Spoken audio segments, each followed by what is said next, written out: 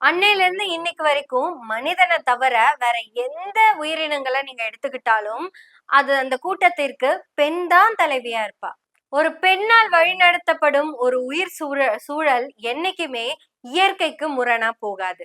அதுக்கு உதாரணமே அன்னைக்கு டாக்டர் ஷாலினி சொன்னா அந்த பெண் பிஷப் அவர்கள் தான். பிஷப் அப்படிங்கிறது சிஎஸ்ஐல பெரிய போஸ்டுங்க. இது வரைக்கும் அந்த இடத்துக்கு பெண்கள் வந்திருக்காங்களா இல்லையா அப்படிங்கிறது நமக்கு தெரியாது. ஆனா ஃபர்ஸ்ட் டைம் நான் கேள்விப்பட்டதை பார்த்தப்போ சந்தோஷமா இருந்தது. ஒரு பெண் தலைமை பதவிக்கு வந்தா என்ன நடக்கும் அப்படிங்கிறதுக்கு மிகப்பெரிய எக்ஸாம்பிளே ஷாலினி அவங்க பேச வச்சதுதான். இதுவரையும் எத்தனையோ ஆண் பிஷப்களை நம்ம பார்த்திருப்போம். அவங்க யாருமே தங்களுக்கு மாற்று கருத்து உள்ள ஒருத்தங்களை கூப்பிட்டு அத்தனை பெண்களுக்கு மத்தியில பேச வச்சதே கிடையாது. முதல்ல இவ்வளோ 1800 பெண்களை எல்லாம் ஒன்று திரட்டி ஒரு சொற்பொழிவு அவங்களுக்கு கொடுக்கணும் அப்படிங்கிற எண்ணமே இதுவரை யாருக்கு இருந்தது இல்ல. அதுலயும் டாக்டர் ஷாலினி அவர்களை தேர்ந்தெடுத்தது அப்படிங்கிறது ஆள சிறந்ததுங்க.